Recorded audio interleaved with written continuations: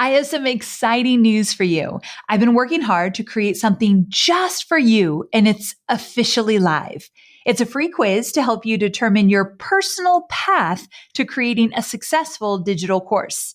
That means by taking just 2 minutes to complete this quiz, you'll discover my 3 proven approaches for creating a profitable digital course, and you'll find out which one you should take based on your experience, expertise, and where you're at as an entrepreneur. Not only will you find out what path is best for you, I'll even give you a step-by-step framework for bringing your digital course to life. So head on over to amyporterfield.com/quiz right now to find out your next steps to creating a profitable business that you love. I mean it. Go take the quiz right now. Don't wait one more second. amyporterfield.com/quiz. Your future business and digital course is waiting for you to take this first step. I cannot wait to see what you create. So amyporterfield.com/quiz to get started creating your stellar and profitable digital course. All right, let's jump into today's episode.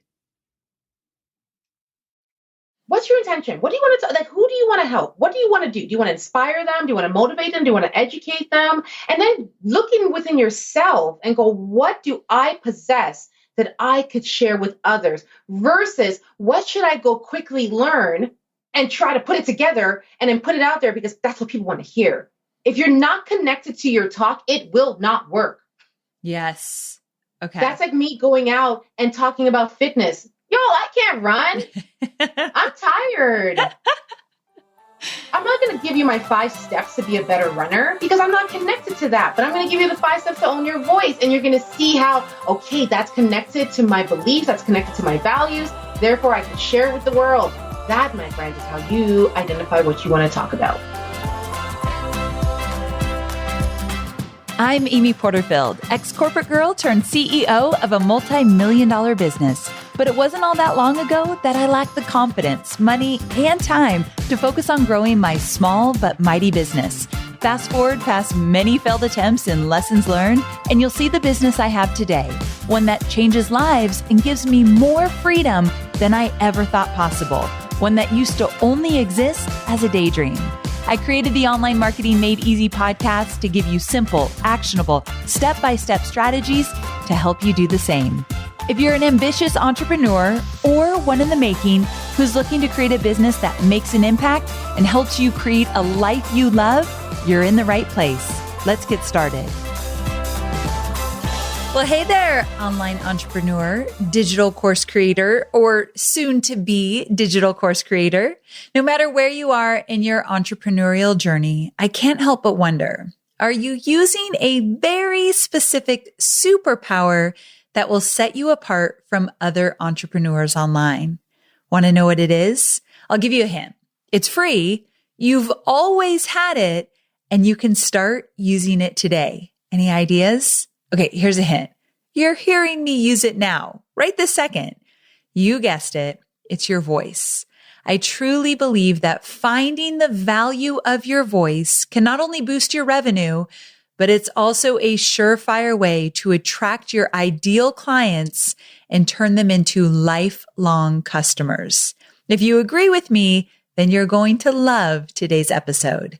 My guest today is Jam Gamble, creator of Slay the Mic and the Slay the Mic program. Jam's vision with her business and program is to help people understand the value of their voice. I believe that with an online business, you can use your voice to more deeply connect with your audience.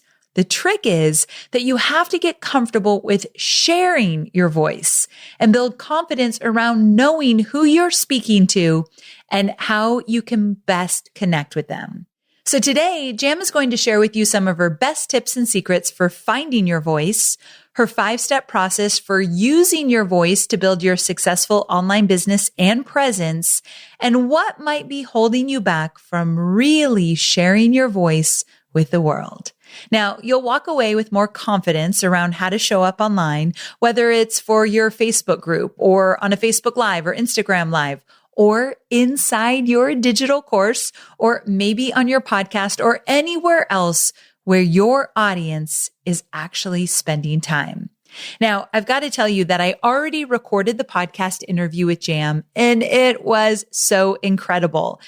And in the interview, we talked a little bit about how Jam and I first met, but I actually want to tell you the story in more detail. So I was online a couple weeks ago, maybe a month or so ago, and I was looking at Instagram and I came across an Instagram live, and it was with my new friend Komal Minhas and Jam Gamble. They were on this Instagram live together, and they had just gotten done with some kind of online summit. So they jumped on Instagram live and were talking about it. So really the Instagram live wasn't for me, but I loved their energy.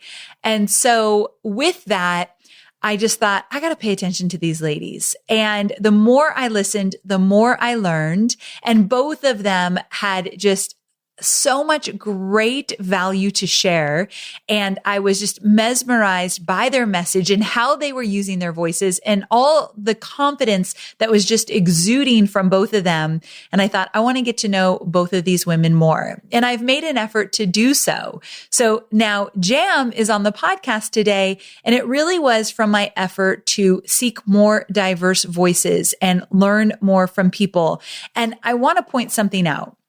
I invited Jam on the podcast today not to talk about race or diversity or inclusion. And although that's important to have those conversations on this podcast, I want to also have different diverse voices talk about the things that I also teach. Putting yourself out there, doing more video, having a voice, showing up for your digital courses. And Jam really has something incredibly valuable to offer in terms of improving your presence, your online marketing, the strategies that you use, starting with finding your voice. And so that's what this episode is all about. I won't make you wait any longer. You're going to love my guest. Let's get to it. Hey there, Jam. Welcome to the show. I'm so excited to finally have you on here. I've been counting down the days. Thank you for having me. Oh, me too. I knew this was going to be fun. What they didn't hear is that when I jumped on here and you said, so nice to finally meet you, I was like, wait a second. We haven't actually met in person because I watch you online so much. You've done Share the Mic with my channel. And I feel like as though we've been on the phone and we've talked a bunch, which says a lot about your personality and how easy it is for you to connect with people online. I'm sure you get that a lot. Sometimes, but I was like one step away from inviting myself over for dinner. I figured we've come this far. I wish that you do. So if you're ever in Carlsbad, California, my door is wide open. Okay. So this is fun because I want to start from the beginning. Although I gave you a proper intro, I want people to hear your story from you. And I think I'm going to learn a few things as well. So tell everybody who you are, what you're about, what you do. Like, give it to me. I want to hear it all. So my name is Jam Gamble. I'm best known as the Slayer of the Mic, and I'm the founder and CEO of the Slay the Mic program that helps people turn their voice into their ultimate superpower. And what I mean by that, it's not about public speaking. And that's a very common question I'm asked. Do you help people get comfortable as public speakers? No, I get people comfortable with speaking. I actually want to start this whole petition to drop the word public from public speaking. So the Slay the Mic program helps anyone, doesn't matter of your age, your gender, your background, your level of experience. Do you have a voice? Do you want to work on it? That is where I come in. Okay. So how did you get your start? Like, how did you know that this is what you were meant to be doing? I didn't. Okay. I love that answer. I did not. Everything I've done in life has been impulsive and it's worked out. I knew I had a voice very late in my life. I think when I turned maybe like 25 is when I finally realized I had a voice. But before that, it was something that people made me feel was a problem. So I never aspired to be a speaker or a storyteller or a coach or any of that, just because I talk too much, right? And I had to find something else that didn't require me to talk. But everything I found myself in encouraged me to use my voice. And now look at me. And now look at you. Like, you are all over talking about this important topic. And the reason I wanted you on the show today is because I've heard you say that your voice is your superpower. And so many of my listeners are struggling to find their voice. Yeah. And it comes out a lot, Jam, in the sense of they don't want to get on video, period. But I think deep down, it is that idea that they don't know what to say or how to say it, or they don't know if they even have a voice in this. And you're saying, no, it's our superpower and we all have it. So talk to me about what you mean by that. Yeah, so your voice is yours. You didn't order it. You don't pay a monthly subscription. It wasn't awarded to you. You don't have to get certified in it. It's been something you've possessed since you were born, and you've been developing it over time. And if you really look back, and again, letting go of public speaking, but just thinking about your voice in general, you've been using it to share your ideas, to introduce yourself, to ask for things, to say you don't like things, to reassure a friend. You've been using it all your life. But now when we become adults, for some reason, we hold the opinion of others to a higher regard in our own, and then we lose our voice. And we think that people have to validate us, and someone has to come out with this mic and knight us and say, you may now use your voice, right, when you could decide when, where, and how you use it. And the minute you realize that, the possibilities are endless.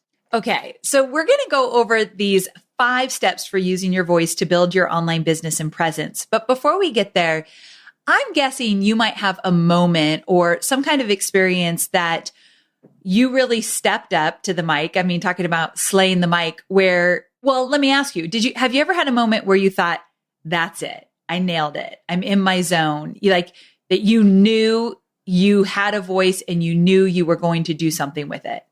TEDx. Oh, yeah. Okay. Tell me about that. So I impulsively applied to be a TEDx speaker. Okay. This word impulsive needs to be your middle name. You know, I'm everything but, right? You and I are polar opposites in this. And I envy people that are impulsive and then just do it and make things happen. But anyway, I would never impulsively apply for TEDx. Tell me more. Yeah, I impulsively applied because I remember it was in the time when I had just launched my TV show. I think I was in season 2 or 3, which I also launched impulsively. And then my mom was talking about TED Talks and how, the smartest people go on TED. And you don't just get TED, you get invited to TED, but there was TEDx. And I saw it and I was like, hey, what do speakers do to get their voice out there? They apply to be a TEDx speaker. So I saw the theme. I thought I could talk on it. I applied. I made up some kind of application. I don't even know what I put. It was probably nonsense. But they responded back and they're like, yeah, we like what you said, but we think you'd be better suited as a host. I was like, oh, okay, that should be easy. I host, ABCD, end of the day, that's it. No. TEDx was like, we're going to hook you up with a speaking coach, which is the first time I've ever met a speaking coach. I didn't even know speaking coaches existed. I didn't even know there was a job. But they hooked me up with a speaking coach. And then she's like, I need your intro for the day, your intro to all 10 speakers, and your outro. And I was like, you want me to pre-write that? She goes, yeah. I'm like, yeah, I don't do that. And she's like, no, but you have to. I'm like, yeah, I don't do that. I'm a butterfly. I just wing it. And she goes, yeah, you can't wing it at TEDx. We need to approve it. And I gave her videos from my vlog, episodes of my TV show where I never used notes or a teleprompter. And I said, trust me, I know what I'm doing. And they let me wing it. Whoa. And then she gave me her business card at the end and said, it's not for you, it's for somebody who needs it because you clearly have something. Oh, yeah. And that was probably the time when I was like, okay. That's when you know you're in your zone. And one thing I want to point out about that is you just went for it. You didn't even question yourself. I don't have time. Right? I'm just going to do this. And then look what happened from that. Now, I know we're going to get into these 5 steps. I keep teasing them, but genuinely, I want to know, do you think that other people can learn how to wing it? Like someone like me who likes to prepare for everything, is that a talent that I could have? Yes, Amy, it is. I love that we're doing video, even though you all can't see it. I just put my guru voice on. I was like, yes, Amy, it's in you. I felt it. So you really genuinely believe that? Yes, because my clients have gone on to do it. Do you think it's my fear of looking like a fool of why I don't wing it? This is a therapy session now. It always is a therapy session. Slay the mic is partially therapy as well for some people. I think if I was to take a guess, I think for you, one, you take pride in what you do, and you are someone who puts a lot of thought into it, and you want it to come out brilliantly. Yes. That's a reflection of you and your ethic and your values and all that. But I think it's a matter of trusting that even if you just did it on the spot, that you could produce the exact same results. And it's having that trust in yourself. The idea of trusting in myself and just going with it, it sure would save me a lot of stress, a lot of time, a lot of overwhelm in the prep. Yeah. So I am open to that. Okay. I'm going to keep that in mind as we go through these 5 steps, because I know we're going to get into this concept even deeper. So will you first just tell me what the 5 steps are? And then I would love to walk through each of them and kind of break them down and maybe even hear from some of your students, how they overcame some of these challenges. So you cool with that?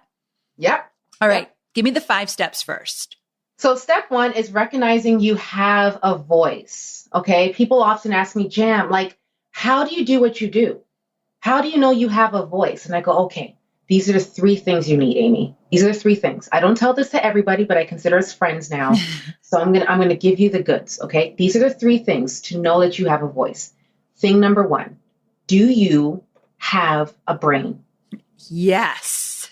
Okay, awesome. Within that brain, is there ideas and lived experiences and memories? Did you take any courses, training, previous coaching? Like your brain is full of ideas and thoughts and you're smart enough to share it with people? Yes. Okay, fantastic. Do you have a mouth? I do. Sometimes my husband wishes I didn't. So does mine. So does mine. Until he sees my bank account, then he goes, thank you for having me. Amen. Amen. Right. When you open your mouth, does a sound come out of it? It does. Okay, fantastic. Now, do you have a pulse? I do. Are you alive? I am. Are there topics that when you share with the world, you get so alive that people have to say, Amy, relax. We get it. You're passionate about helping people. Yes, 100%. Then when you know you have those 3 things, that's how you know you have a voice. Okay, so we all have this. Okay. You all have it. If anyone wants to get my affiliate link on Amazon or AliExpress, I'll share it with you to get some black market things, but you all have it. When you know that you have a voice, you recognize it. You know that you could use it. You know that you don't need permission to use it. And you know that when you use it, change can happen. Opportunities could happen. You can meet people and get things in life that you know you deserve. That is what happens when you recognize you have a voice. Okay. And I think a lot of people need to stop, drop, and recognize. Yes. Yes. Stop, drop, and recognize. Exactly. Okay. We're going to come back to these because I want to hear some examples and such. But what about step number 2? Understanding the power of your voice.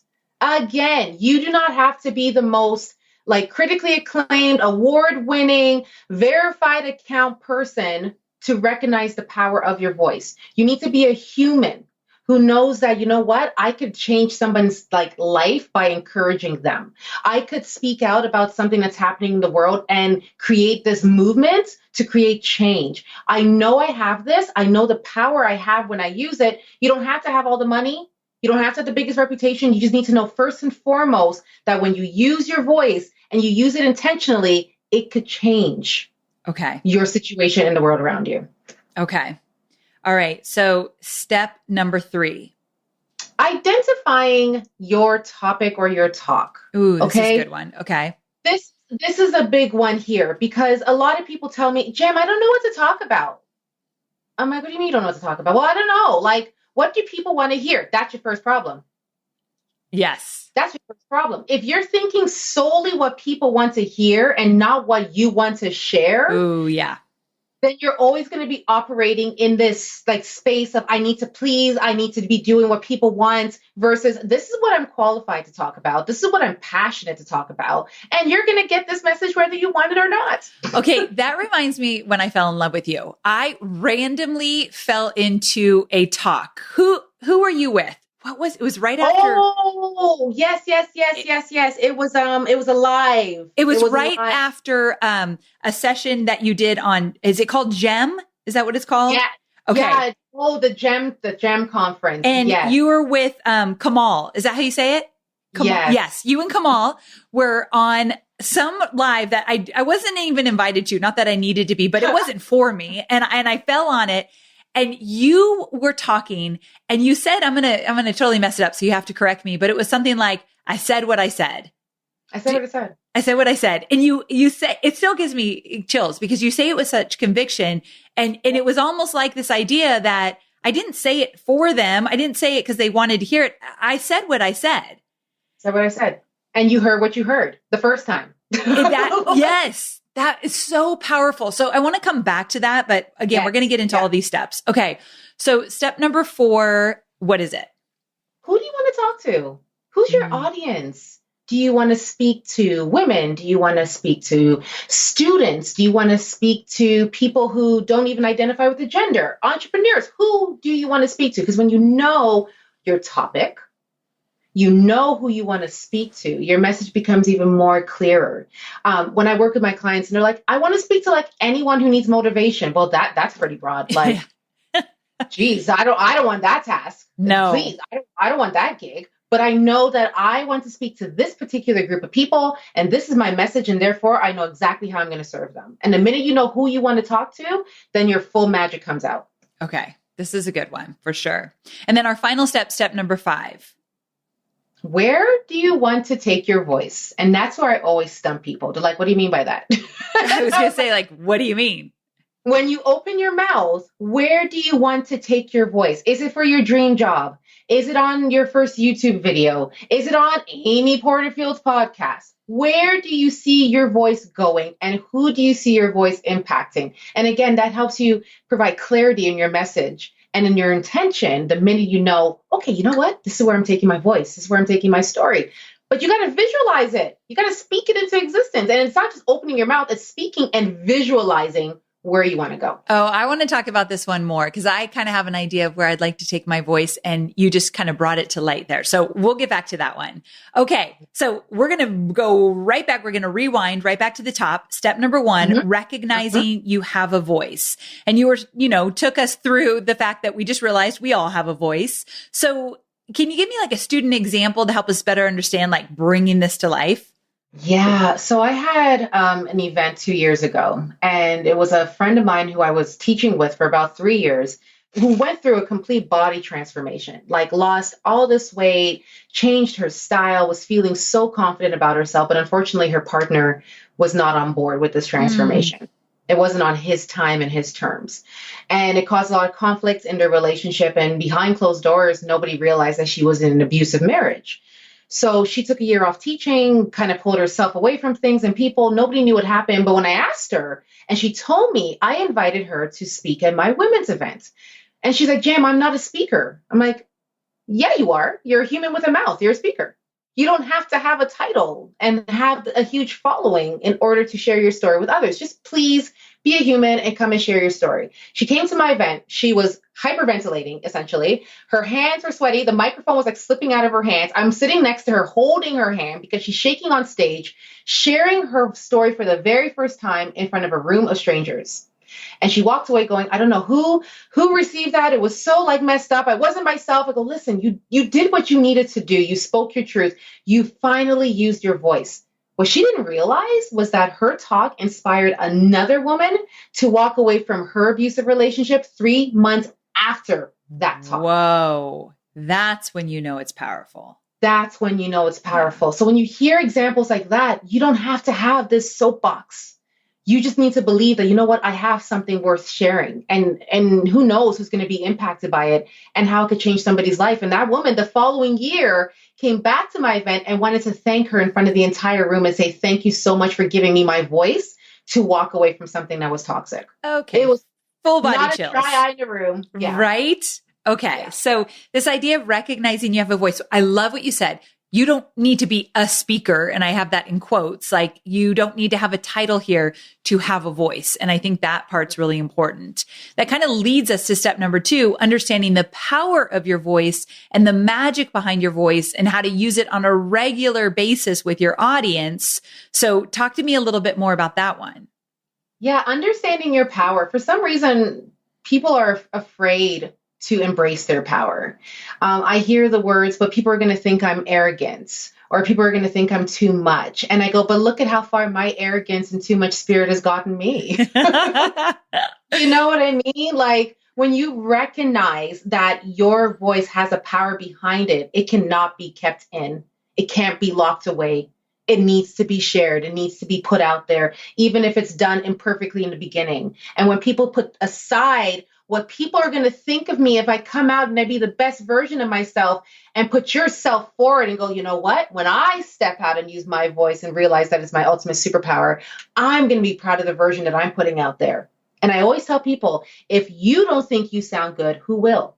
Oh, that's so it good. starts with you. It starts with you. When I'm getting myself hyped up behind stage before an event, you think I'm backstage going, I hope people think I'm good. I hope people think I'm good. I'm backstage going, who's good? Me. Who's going to do this? I am. And I go out and do it.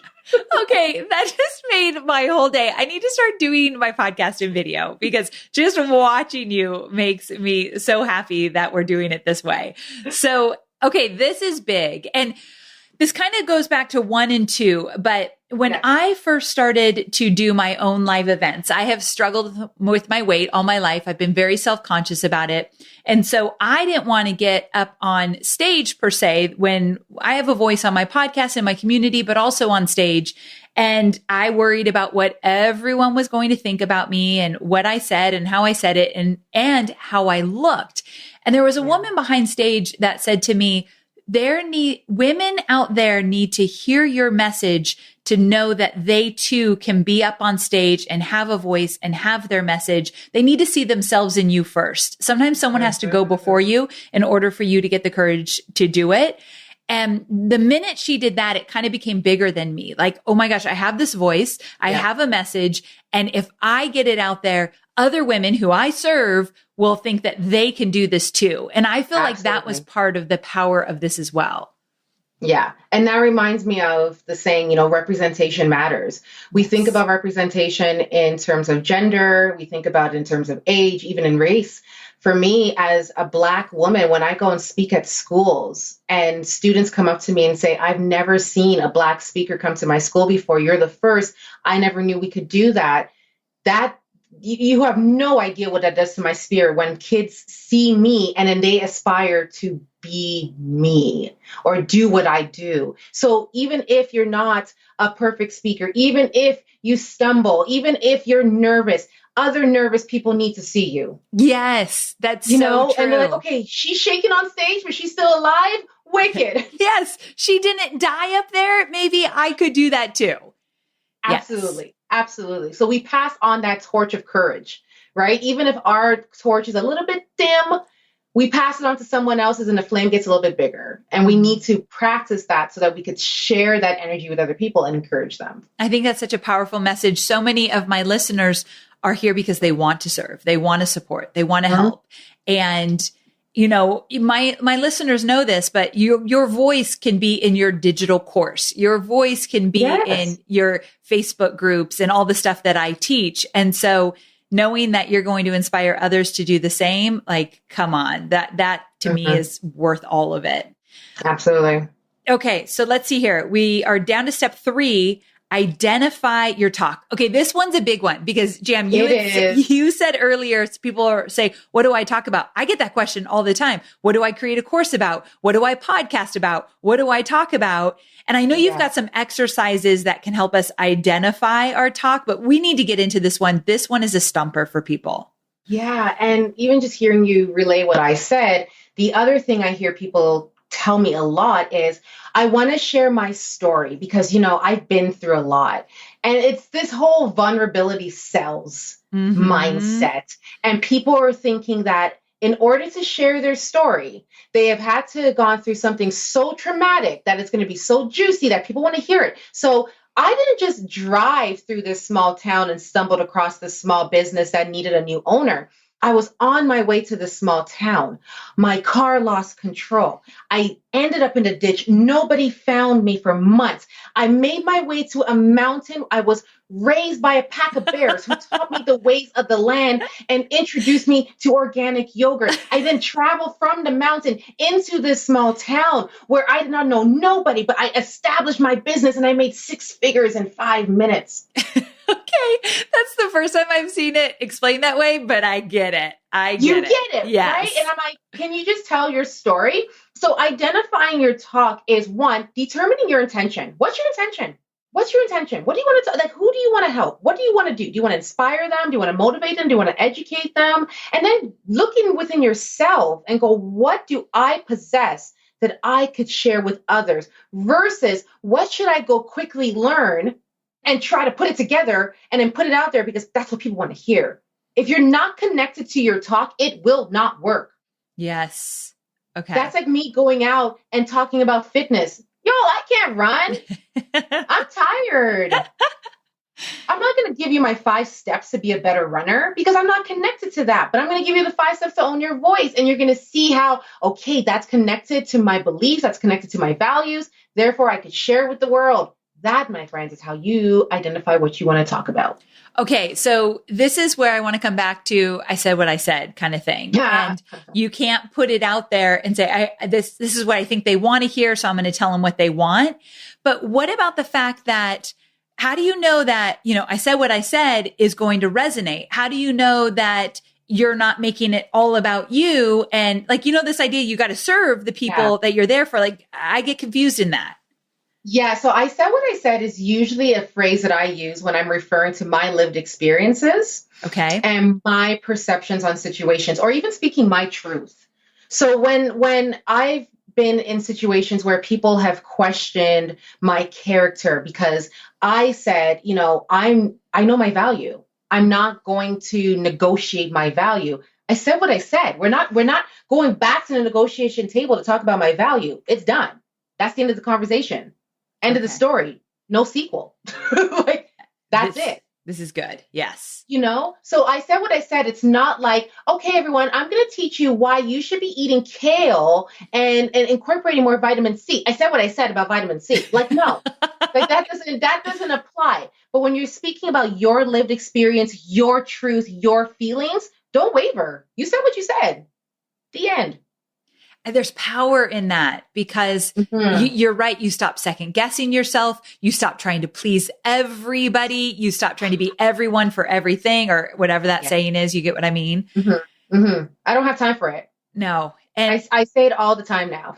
I believe it's part of why you've been so successful because when I saw you say that and then I saw you talk afterwards and you were someone I wanted to listen to because you had the confidence. You stood in your power, your truth. And who doesn't want to gravitate towards somebody like that? And so I think we could all use that. Jam says it way cooler than I do, but I'm still going to use it in the sense of I want to have that confidence. I said what I said. I believe it. I stand by it. I'm going to continue to do so. I think that paves the way for success. Absolutely. And if you're someone who says, yeah, but if you catch yourself saying, yeah, but after you said something, I'm an entrepreneur, but I need you to tell yourself, I said what I said. I'm an entrepreneur. The end. The end. The end. I'm a podcaster. The end. I'm a creator. The end. Okay. I like this, the end. You guys, we could all use this because I think we do say, I want to create a digital course, but, and then you have all these excuses. No, I'm a digital course creator. The end. The end.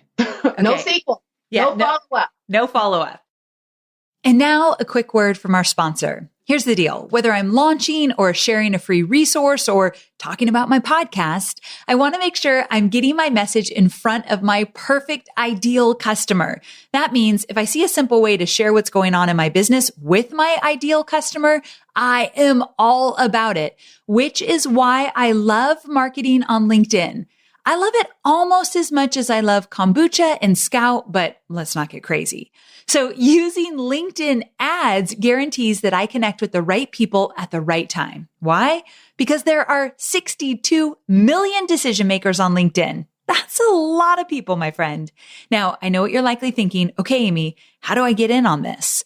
Well, right now, LinkedIn is offering my listeners a free $100 LinkedIn ad credit to launch your very first campaign.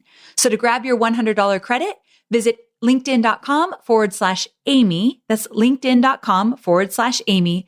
Terms and conditions do apply. And now let's get back to the episode.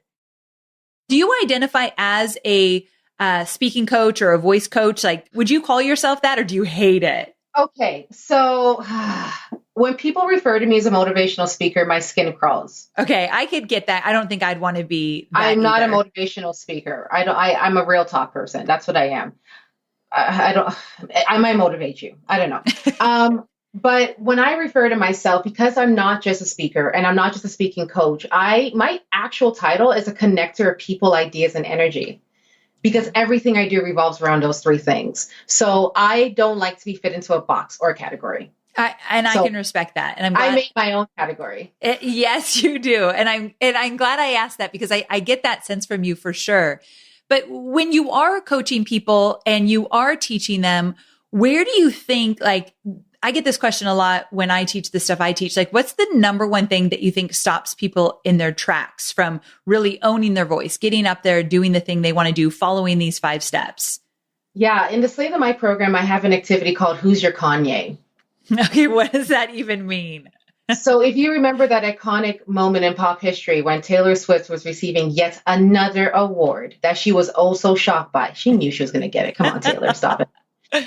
And Kanye sat in the audience and Kanye came up and interrupted and said, yo, Taylor, I'm going to let you finish, but we all have a Kanye in our life. It might be our partner. It might be a boss. It might be a friend. It might be somebody we know on social media. It could be past trauma. You might be your own Kanye who's interrupting and getting in the way of you sharing your next big idea, sharing your story, or just even using your voice in the first place. So you have the choice. Are you going to let Kanye share the stage with you, or are you going to tell him to go take a seat in the back? Okay. That is powerful because I instantly knew I am my own Kanye. Like I instantly, Most I'm of that. us are. Yeah. Most of us are. Okay. You guys just take a moment. Let's just take a moment to really let that settle in. It could be your husband. It could be your business partner. It could be you, but there is somebody that wants to take that mic and you've got to tell him to sit down. It's not. And what happens is you carry that person's voice instead of carrying your own. So when you tell yourself, I can't do this, when you tell yourself, I'm not good enough, I need you to ask yourself, am I saying that about myself, or am I just carrying the voice of someone who once told me that I can't do this, I'm not good enough, and therefore their voice has transformed into mine? Oh, yeah. That's powerful. That's a great And a lot reminder. of people realize that their barrier is someone from their past, and you have to let that go. You have to. Someone from, okay, this probably shows up too. Someone from your past that has no opinion about what you're doing now, but you're carrying all the stories from your past. Like I have some of those with my dad where he's never said a word about anything current, but I feel like he has judgment about it. Comes up. A lot of my clients, Kanye is their parents. Yeah. And they're so ashamed to say it. And I'm like, listen, just because you're admitting your parents were a barrier doesn't make them bad people. It's just that they were and they continue to be a barrier in your life when it comes to showing up and using your voice. And my mom calls me arrogant all the time because now when she tries to insert her opinion, I tell her, I'm sorry, this does not serve me right now. So I'll talk to you tomorrow. Okay. I love you. Bye. Okay. Come on. And she can't stand it because when I was younger, I would let her talk. I would let her share her opinion. And now I'm like, yeah, this doesn't serve me. Doesn't serve me. It's a great thing to say. It doesn't serve me. That takes courage to probably say it the first few times, but then it kind of can just roll off your tongue when you know it works. Okay. And this is my tip, everybody. The biggest Kanye in your life is often the person closest to you. And the minute that you could deal with that obstacle and that barrier, and you could tell that person, I said what I said, or that doesn't serve me, or I don't have the capacity, or no, thank you. I am telling you, you're going to see a difference in your confidence when you show up in the world. Because if you could tackle the people you love the most, you could tackle strangers, no problem. It's so true. That is so true. Okay, I know you're not a motivational speaker or coach, but I see why you might get the title sometimes because you're good at this. Okay, so step number 4, knowing your audience. Now, my listeners, we talk about this a lot, your ideal customer avatar, but I actually need to bring something up that I've been grappling with and want to teach it in a different way. I've always taught the ideal customer, knowing who your audience is that one person. You're speaking to one person, you've got them in your mind, you know their challenges, their likes, their dislikes, their needs. But because I've been doing more diversity and inclusion work around race, religion, gender, sexual orientation, I feel like maybe I need to broaden my audience a little bit more so my message is inclusive, but still hitting home. Like, do you have any thoughts around that? So first off, kudos to you for doing that. Thank you. Right? It's so necessary as entrepreneurs, as public figures to be implementing that necessary change. For me, I've never created that ideal avatar. I never knew what the race was or the age was, because for me, Slay the Mic was for everybody and anybody. It didn't see age, it didn't see background or gender or anything like that. When I say know your audience, know their energy. Tell me more about that. Know their energy. So know that I'm going to go, okay, I want to speak to a room of people who are hurting. I want to speak to a room of people who are walking away from something that no longer serves them. I want to speak to a group of people who are on a journey of becoming a better version of themselves or are launching their next big idea. When you know their energy, you can connect with that. I can't connect with a male who's 46. Even if I, create this ideal version of what he looks like, but I can connect to his energy. I know that he too is on this path of starting something big, launching something, needing that support, that coaching, and I can provide that for him. So when I know someone's energy, then I speak to the room versus just one individual. Interesting. And I've always had a global mindset. I've never had an individual mindset in my work. Okay, I've never even heard it explained like that. So can you give me an example of where this might have shown up? I know you just gave me one example there, but can you think of any others? Yeah. So I was doing a coaching call with a woman who I never worked with before. And when she introduced herself, I'm like, so tell me who you are. She's like, I'm a mindset coach. I'm like, oh, you're another one, huh? Okay. Everybody's a mindset coach. Everybody's a mindset coach. Okay. All right. What makes you different? She's like, well, I don't know. I help people get their mind right. I go, okay. All right. Let's get a little bit more specific. I go, tell me your story. Who do you live with? Tell me what your life has been. She's like, well, I'm married. I have a son who's like my rainbow baby, because I've gone through several miscarriages. And I was like, have you ever thought about helping women, particularly who've gone through multiple miscarriages, with their mindset? And she was like, what? I was like, yeah. Instead of just saying, oh, I help people with their mindset, I help women who have gone through either one or multiple miscarriages regain their sense of self, because that's when she discovered she wanted to be a mindset coach. Because after she went through multiple miscarriages, she started to heal herself. And then she's like, I want to help other people. But she didn't think specifically about women who've had miscarriages. So I challenged her to go live. And she's like, I don't do lives. I'm like, well, you're going to do a live today. I challenged her to go live, and I go, ask people, if you've been through a miscarriage, I want you to DM me. 15 women messaged her and said, I would love to talk to you. So she knew who she wanted to connect with energy-wise. She didn't know their age. She didn't know their background. She didn't know what their situation was. She just knew she wanted to help women regain their sense of self. And she found that. Okay. I'm glad I asked that question and you gave that example, because it brings it 100% to light. Now I understand that energy, because there's an energy behind somebody who's gone through that kind of struggle, and she could speak to it directly. So, okay. So knowing your audience, obviously we teach that throughout everything, but when you really want to get clear on your voice and have a voice, it's incredibly important there. Yeah. This is how I wing it, Amy. This is so good. No, truth be told, when I get ready for an event, I wing it, because I know obviously what my topic is. They're like, okay, Jam, come talk to people about owning your voice. Okay, cool. My topic. Who's coming? Entrepreneurs. Okay. I never ask, is it primarily women? I never ask those details. Oh, okay. They're entrepreneurs. Okay. They're new graduates. Okay, fine. What's my intention? And my intention has to match my audience's energy. And sometimes I'm not able to predetermine that. Sometimes I walk into the space and I could just feel it. I was going to say, how do you even know their energy if you don't know the audience?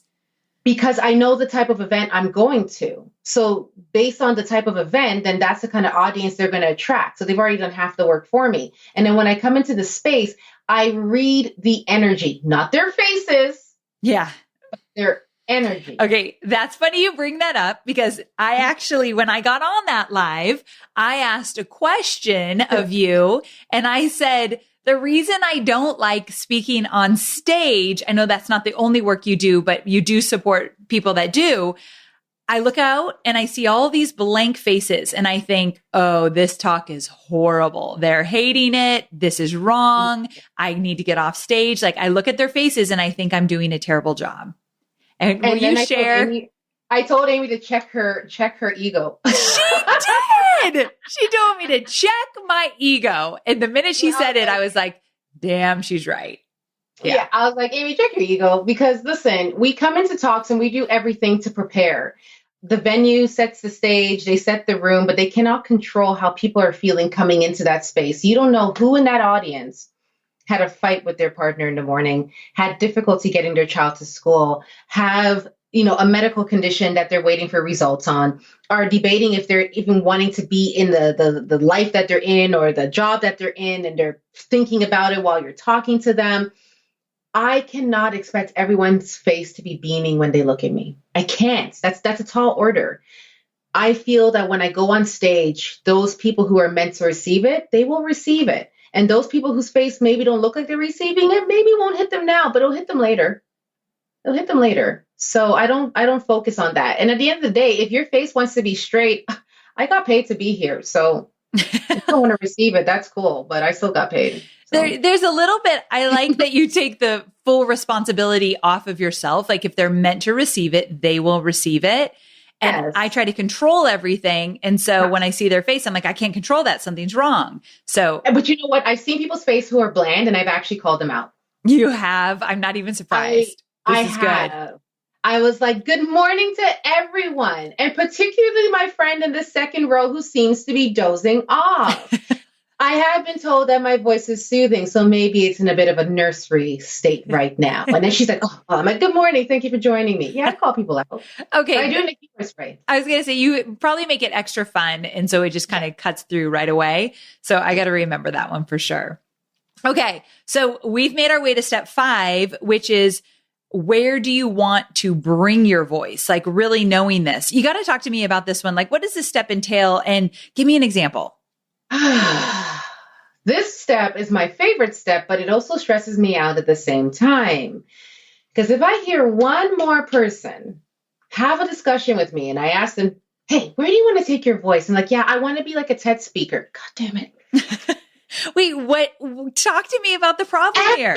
Listen, why is TED the end all be all when it comes to using your voice? Why isn't it your local school? Why isn't it the school you graduated from? Why isn't it a shelter where women need to be empowered? Why aren't you giving back to an organization? Why aren't you thinking locally where your community needs to see you and uplift you and cheer for you and then get you to the second stage? What is it about TED? Go to like your local furniture store, get a red carpet, and do your own TED talk in your living room. But come on, think deeper than that. TED is not like, I know it's like the final stage, but you need to think about all the steps and places before that prepare you for TED, not just blast off to TED. That's my TED talk. Thank you for coming to my TED talk. I haven't had an aspiration for TED Talk because that whole thing kind of just freaks me out. However, I get what you're saying where there's so many other ways that you could make such an impact. But are you saying not to go so big first, or are you saying that's just not? I'm saying to think deeper than that. Deeper. Okay. Like TED is the big stage, right? I get it. It's TED. But you know what? There are some really incredible opportunities that are waiting for you in the most ironic spaces. And those are the places that, you know what, you're probably going to get a far larger standing ovation there than TED. I get that. You know?